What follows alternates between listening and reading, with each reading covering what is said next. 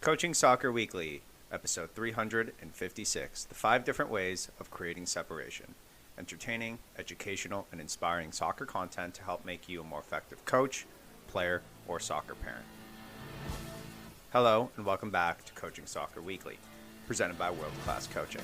My name is Sega Verbinovich, and this is the podcast devoted to bringing you cutting-edge methods, techniques, and tactics for coaching soccer. It doesn't matter if you're an experienced coach who has been training teams for many years, or if you're new to coaching and working with the team for the very first time. There's something we can all do to take our coaching to the next level. Welcome back to the show. Hopefully you had a great weekend of games. I'll start right away and get right into this weekend's games. So we started off with our 2014 team. Our 2014 team is really developing really well.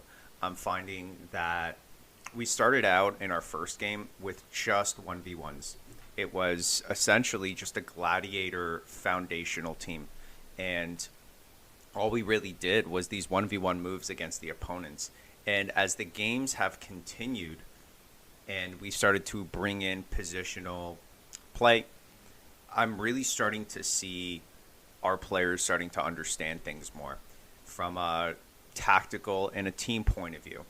It was a very selfish game that we started, and that's okay because they're 2014s, and I really like that, actually, that we started with that because it really showed how hard we've been working with these players on the 1v1s ever since they were 5, 6 years old. So the players that have come into this team now, into 2014, 2015 team, are really players that have been doing well with our 1v1s. I can't say they've mastered it. I would say that one player has really mastered the 1v1s and continues to use it every single time they get the ball in a very effective way. But now the progress of the team as a whole with the tactical understanding moving the ball is really, really high. Now, we have been playing tier 3 teams. So until we play that tier 2, it's really hard to say if we're ready because we just haven't been in a situation where that's been an option. So I'm excited to see that. We played really well. The other coach was just not. It's just sometimes you're coaching against someone and it's really not who you want to be coaching against. First of all, he's young, and the game started off, didn't bring a game sheet. Ref asked me if I wanted to continue to play. I said, yeah, of course. I don't care about game sheets and stuff like that. That's not important to me. And just kind of the way he was acting towards the kids and the comments he's made towards me and the way he was yelling at the ref was just not someone that I would bring into my academy and allow to coach my players. So disappointed with that. But the facility, we played in a new facility. And by new, I mean one that we haven't played in. It's a pretty old facility. It was beautiful. They had 2 7v7 fields. They were really nice. The parents had a mezzanine up top, so they went up there and were able to watch the game from up there. It was really great. And just overall, really good experience for 2014s. And I don't know how many goals we scored. I think it was like 6 or something, whatever. Not important, but played really well. After that started the struggle. We had 2 more games that day. Our 2013-2012 team played against another 2012 team. But what happened was that we only had 2 2012s. So essentially our team was playing up against 2012 teams. So it was really a good experience for 2013s. And we lost the game, I think 3-2 or something like that, or 4-2, something like that, or I don't know. But it was a good experience. I thought we played okay. There's a lot of things that we still have to work on, not just with this age group, but with all our age groups, and that's really what today's show is about. The same thing happened with our 2011 team now. We don't really have that many 2010 players, so our 2011s are essentially playing up a year. So another experience for them. We also lost that game, but I thought we fought pretty hard. Some of the players were just really confused, and those were our new 2011s. So just a lot of understanding and players being overwhelmed, I think, was a really big part of it. But I thought we fought really hard. Our defense was good, but just another good, hard-fought game for our players. Sunday came around, and it was again a 2011-2012 team. And as you can see, every single one of our teams, there's a portion where they're playing up, except for our 2014s. So everyone other than our 2014s are playing their age, and they're playing up, except for our 2013s, who it really depends on who we're playing against, because we're in a 2013-2012 league. So everyone's playing up, essentially, which is a really good experience, I think, and will get us ready for outdoor. It's just the battles are so much harder when players are playing up a year. So Sunday came around, and we had our 9v9 game, and we've changed tactics. We did 9v9, where I talked about this before, 3 in the back, 2 center mids, 2 wide mids, and 1 forward. And we're still kind of tinkering with it. But essentially the big thing was that we want our weak side midfielder and my wide weak side midfielder when the ball is on the other side. So when that midfielder is on the weak side, they go up and act as a forward. So essentially we're playing a 3-3-2 at the points when the ball is in the wide space. So really working on that. I have to say that game was probably the worst ref game I had ever seen. Now, here's why I say that. I take pride in not really yelling or confronting the refs unless my players are not safe. And this was a really, really good example of me not caring about what the ref does, even though the calls were ridiculous. For example, and I'll give you 2 examples of what happened. Our goalkeeper wasn't allowed to drop kick the ball, which is a rule, 100%. But what isn't a rule is that our goalkeeper can drop the ball and then kick it wherever he wants, where the ref said, no, he can't. He must play out of the back. That is not a rule. That's never a rule. If the ball's on the ground, it's live. You can do whatever you want with it. So that combined with just random calls that didn't really make sense. There wasn't any consistencies. There was a point where the other team was actually in our final third, and the next team to play was warming up. The ref stopped the game when they had it in our final third, and then told the other team that they can't be that close to the field. Fair enough, but not at that point. The other coach lost it, and I understand that. So it was just not a really well refed game.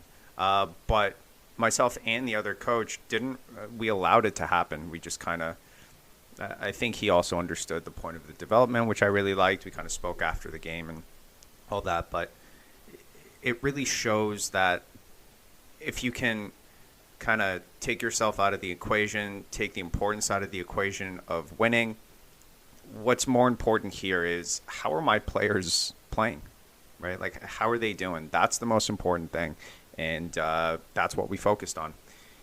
We were really struggling with passing, receiving, first touch, and creating space, and that's what I want this episode to be about. I did a really deep research into separation, creating separation between the defenders, because we struggled with that. We struggled keeping possession, and usually that's the reason why. If you're not using the space properly and you're not losing your defender the right way, which we didn't, then it's hard to get the ball out of the back, and more importantly, keep the ball for most of the game, which is what we want to do. Now, whether it's 1v1, whether it's quick passing combinations, doesn't really matter, but I always tell my players, keep the ball. I don't care how they do it. I don't care. They could do a Maradona, they could do a Cruyff turn, they could do a give and go, they could reset. I don't care. but keep the ball, right? Keep the ball. Do something productive with it. Let's attack. Let's go. Let's go towards goal. If it's not there, let's reset. Let's keep the ball. But let's keep it until we have a good chance. And we really didn't do that. Just not good passes. First touch not there. And it was the pressure. So today's going to be all about that. Now, the reason I was able to do all this was, again, because Monday night we were able to come in, watch the videos through VO, who we absolutely love. If you're looking for a VO, everyone should know about VO by now, but if you don't, it's a camera that you put up in the air. It automatically records the game, creates automatic highlights, which you can use for your club or academy to promote the academy. But what I use it mostly for is Monday night meetings. We watch our games back, analyze them, and it really helps our team understand and the players understand what mistakes they've made. If you're looking for a VO, feel free to use the code in the description. You know, I believe that the game of soccer is simply just a game of creating space. And if you can do that better than your opponent, you have a much better chance of doing what you want, which is essentially getting from your half, from your goal to their goal, and scoring. If you can use the space in a more productive way, whether it's on offense or defense, then I think you're set up really, really well. And that's what I want to talk about today. So I want to be clear here. These are not my ideas. I did a lot of research, and I found a presentation that was made by Marcelo Bielsa back in 2016. You can Google this. You can find this on YouTube, and it's in Spanish. So I spent a while trying to translate it, looking up articles and stuff like that, and just kind of figuring out the right way to make sure that what he is saying is correct. And what I mean by what he's saying is correct is there's a translator, and then there's translations on YouTube as well. So it makes it pretty hard to translate. So I did the best that I could, and then from that did my own research, thought about my players, and that's really how I operate when I do research, which is probably the most important part of what I do. When I don't understand something, I go and find someone that I trust. I find out what they're doing. I keep a really open mind. I write down all the points, think about them, and then apply it to what we do. See how we can apply their theories, and then I kind of use that as a foundation and build on it. And I think that's the best way to approach anything, right?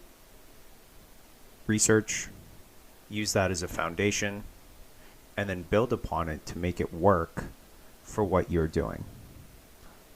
So let's start off with defining the 5 ways to separate from a defender.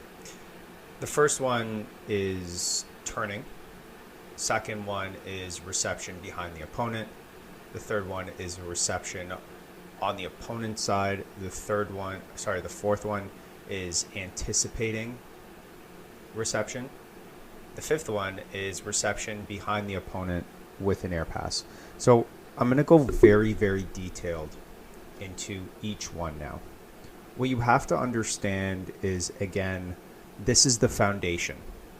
So you have to take each point and expand on it within the way that you want your players to move. There are 2 different ways that you can interpret this.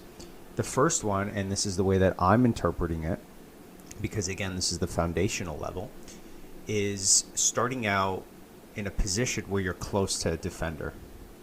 You can also take these 5 and use them in a way that you're actually already in space, but you're trying to create a different kind of space and receive the ball in a different position. So maybe you don't like the position you're in because there is no passing lane, even though you have space. So you move away from that space into a different space where you can receive the ball. But you're already starting out in a place with space. But that's not what we're talking about. We're talking about the defender is close to me. I have no space. So let's start by talking about the first one. Reception with a turn. So what does that look like? Well, essentially, the attacker is in a shielding position, meaning that the opponent is behind him or her. Now, when the attacker sees that or feels that in this instance, their job is to make a run into space which is in front of them. When they do that, they're essentially separating from their defender. And if done with speed, they're able to receive the ball in space, but more importantly, as they're making that run, they have to turn and check their shoulder. The reason they're checking their shoulder is to see if the defender is following them. The idea here is to go so that the defender doesn't follow them. And why wouldn't a defender follow them, you ask? Well, because the coach asks for the defender to stay in a specific line. So, for example, if they're playing a back four, right, and this is how the false nine was really created. If the forward who is shielding the defender pushes up, the center defender is going to stay in that kind of back four and create that line. So in a situation like that, the forward makes a run into space, which is in front of them, check their shoulder, and then they turn. So that's the first reception, called reception with a turn. So let's talk about point 2. This one is called reception behind the opponent. And for this example, you're not super tight on the defender. The defender is marking you, so we can talk about maybe a weak side fullback and maybe a weak side winger, right? That there's a little bit of separation between them. As the ball shifts, the defender starts moving towards the attacker. And the whole idea behind reception behind the opponent and a lot of these points is that you're using the momentum of the defender against them. So if his momentum is taking him towards me, I'm going to use that to gain the upper hand. And as soon as he gets close enough, I'm going to make that run behind him for a through ball, which is usually in between that defender and whichever is closer to the strong side. Okay? Hopefully that makes sense. So essentially, I want you to imagine that you're hugging the wide space, hugging the white line. You see a defender coming towards you, and as they're coming towards you, you're running in behind them. Okay, so that's number 2, reception behind the opponent. This is point number 3 now. This is called reception on the opponent's side. This is usually triggered during a counterattack. So let's talk about what's going on with the defense on a counterattack. The defenders are usually backpedaling, so they're moving away. And again, if you are moving backwards, we want to use that momentum against you. So we're talking about a winger here. And that winger, as we win that ball, the defender starts moving backwards. The attacker who starts, let's say, on the wide space, I really want to talk about, because I think it gives the best picture here. Imagine that you're an attacker in the wide space, and then imagine that you're playing against a fullback. We win the ball, and the ball's on the strong side, so obviously the ball is on your side. You are on the strong side. Okay, let's say your midfielder wins the ball and he's on your side, so you two are on the strong side. As soon as you win that ball, that midfielder starts attacking with speed. As soon as they start to attack, the fullback that's marking you starts to backpedal. You are hugging the line. And when you hug the line, here's what you're doing now. You're attacking, so you're running forward. But now you're making a diagonal run towards the fullback. And as we know, when the other team has the ball, you're small. So the fullback at this point is in a really tight formation. I would say he's in the half space. You run towards the defender, the fullback, sorry. So as you're running towards the fullback, which is a diagonal run, since you're in the wide space, the fullback's in the half space, the fullback is kind of in their head going, okay, this is fine. The defender's running, the attacker's running towards me that I'm supposed to be marking, so no worries.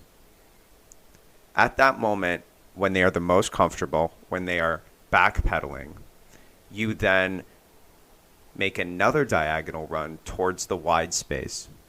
And because the defender's momentum is taking them backwards, you receive that ball through into the wide space.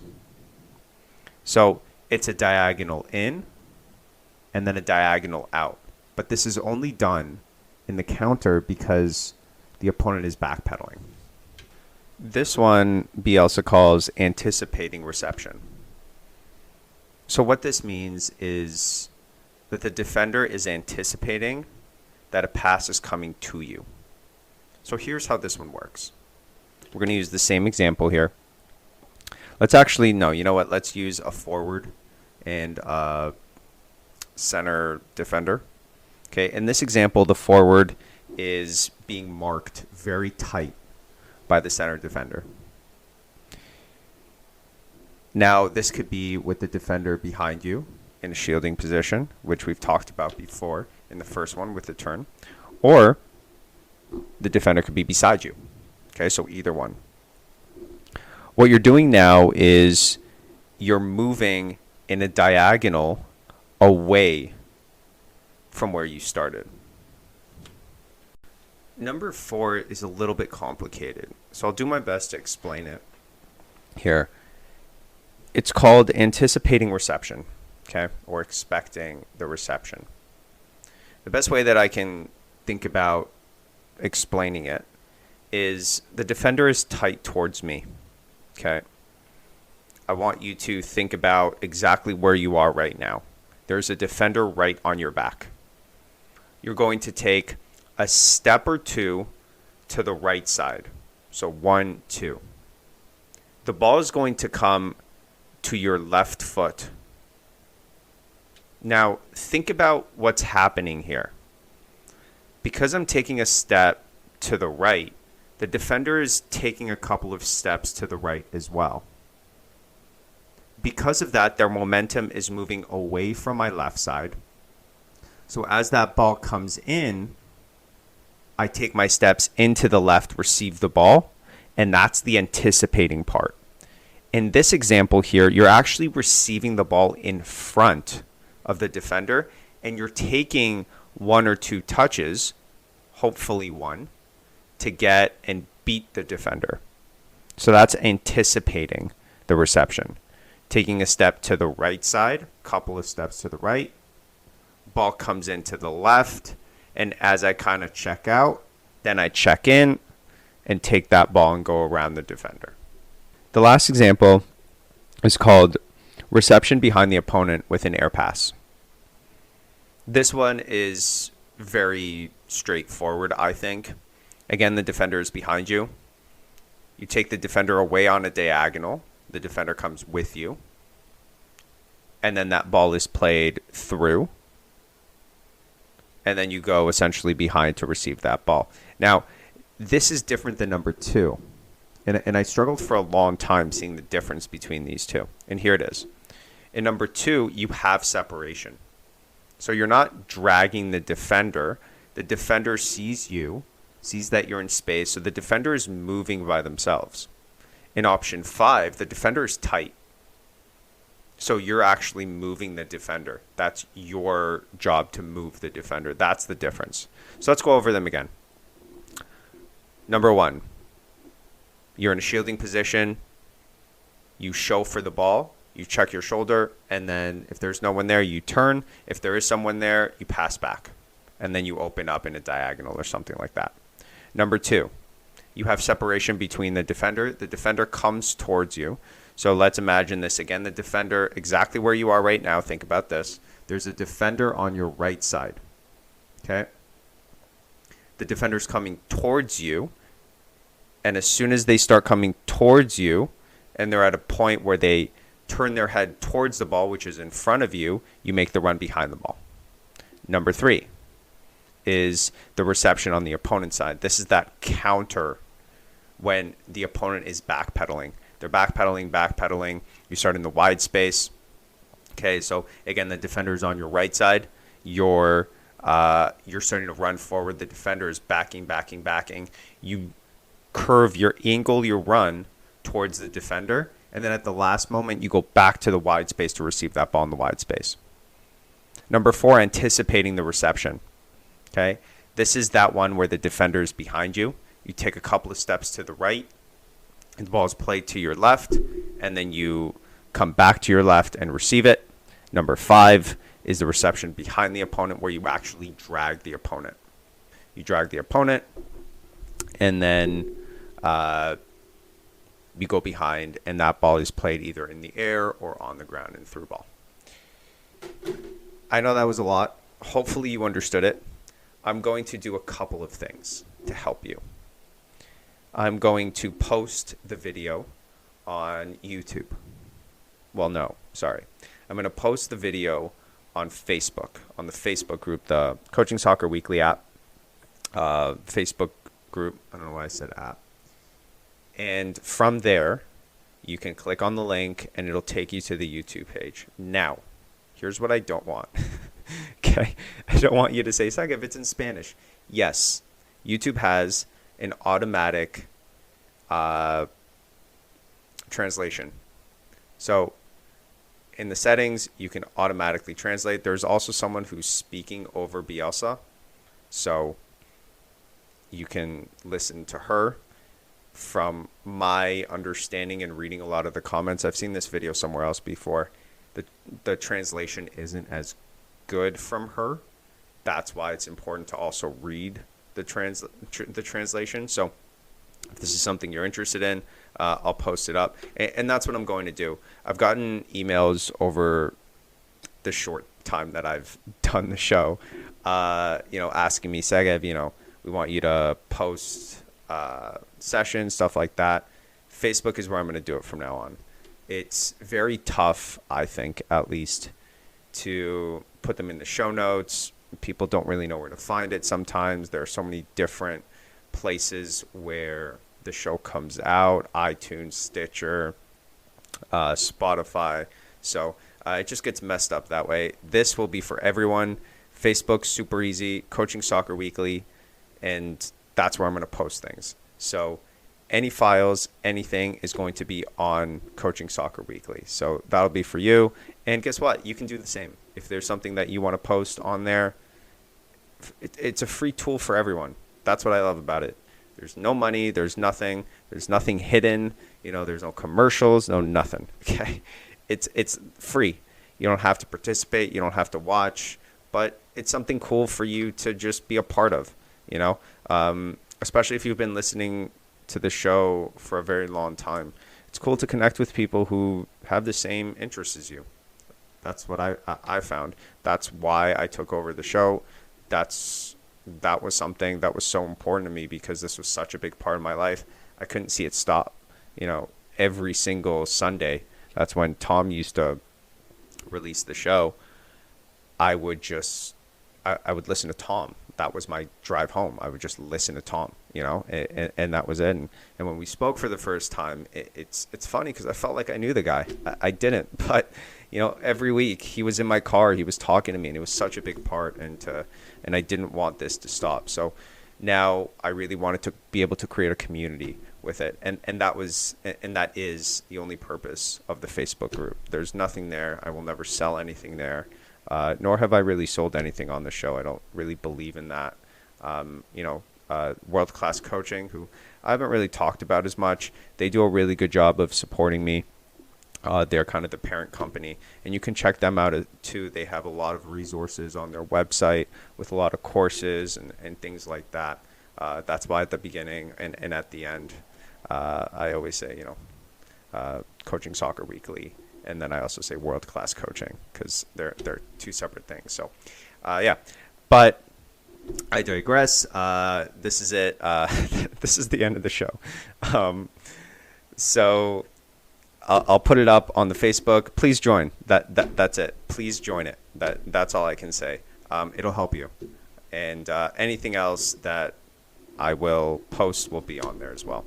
If you want to follow me, you can also find me on Instagram. I believe my Instagram is Gladiator Soccer Academy. That's where I post a lot of my stuff. Also on Facebook. On YouTube. Gladiator Soccer Academy. Yeah, on both of those. You can watch some of my games with the players, highlights, things like that. And yeah, that's pretty much me. Let's do the outro. It's no secret that Bielsa is an absolute genius. He has influenced some of the best and most well-known managers in the world, including Pep Guardiola, who everybody knows as well. He's just a brilliant, brilliant guy. And to be able to listen to him for, an hour and some is something really cool. So this is something that I think every coach should listen to. Even if you get one thing, out of it, I think it'll be really important.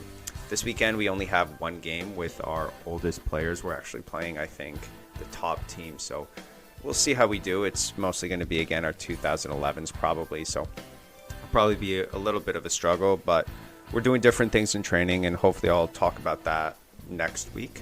But until then, enjoy the journey, enjoy the moments, but most importantly, enjoy the game. Coaching Soccer Weekly is a production of World Class Coaching. All rights reserved.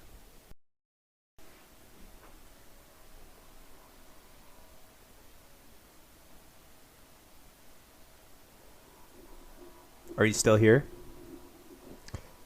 I don't know if you've watched Avengers, but in a lot of the superhero movies, at the end of the movie, there were credits, which we did. And then there was a little extra scene. And this is what this is, a little extra scene. When I watched the Bielsa video, there was one little part that he showed that just sparked an idea. Now, this is an idea, this is a theory, this is not still in practice for me, but it sparked something that I want to share with you because I think it's really important and a really cool idea. So here's the idea, and here's the picture. The center midfielder has the ball in the opponent's half. Okay? We're not in the final third yet. And in my head, as soon as I saw that, he also had a picture of arrows going one to the winger, one to the attacking mid, one to the forward, one to the other attacking mid, and to the other winger. So there were 5 arrows, okay, into the final third. Now, in my head, here's what I was thinking. If that ball is there, where are the defenders going to be? Well, obviously, they're going to be as small as possible, probably within the half spaces, right? So between the 2 half spaces, there should be 4 or 5 defenders. There should be 3 midfielders behind the ball. And it just kind of hit me. If the whole team is there in the half spaces, then the wide spaces are completely free. So to get into that final third, it makes sense to attack through the middle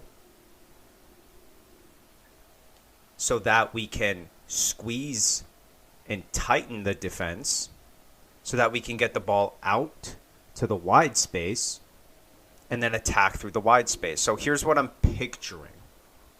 The ball's with the center midfielder. Okay? The other team is now tight. We're almost entering that final third. Instead of attacking, because a ball from the center space to that wide space is just going to have the whole team shift. That's what it's going to do. I'm actually going to go backwards to my center defender. And what that is going to do is now that's going to push the line up, but because the center defender is usually on the edge of the center space, maybe creeping into the half space, the other team's not going to shift too much. So it still gives me that space in the wide space. And then that ball comes into the wide space and we attack. And what we've done by pushing the defensive line up is we've created space behind the defense. So that when the wide space player, the winger, has the ball and they receive it, they can cross it, a low driven cross, between the goalkeeper and the defense. So again, let's review. The closer we are to the opponent's goal, the tighter they're going to be. We want to get them into that shape. We want to get them into that tight shape. Once they're in that tight shape, as tight as possible, we want to keep them in there. So we retreat. And what we talk about at Gladiator is moving the line up so that we can create space. Once we do that, we get the ball to the wide space. Everyone's eyes are now on the wide space. We've created that space between the goalkeeper and the defense, and now we can cross that ball. Or we can just take our winger and attack 1v1. Hopefully you enjoyed that. That was my little after credit scene, like in Avengers. Hey, thanks for watching all the way to the end, and you can check out more of our videos right here. And if you haven't done so already, I would really appreciate it if you'd hit the like button and the subscribe button.